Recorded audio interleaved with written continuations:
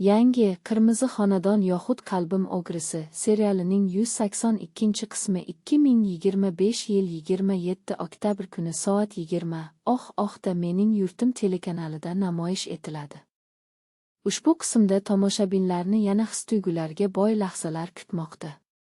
Muhabbat, kechirim va iztirob o'rtasidagi nozik chiziqlar yanada chuqurroq ochiladi, voqealar rivoji esa kutilmagan burilishlarga boy.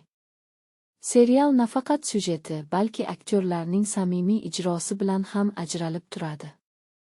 Har bir kadr, har bir so'z o'ylangan, musiqiy fon esa voqealarga yanada ruh bag'ishlaydi. Ikkinchi darajali qahramonlarning hikoyalari ham asosiy syujetga uyg'un tarzda boylik qo'shadi. Qirmizi xonadon yoxud Qalbim o'g'risi bugungi kunda o'zbek serial san'atining eng yorqin namunalaridan biri bo'lib qolmoqda, chuqur, hisli va hayotiy.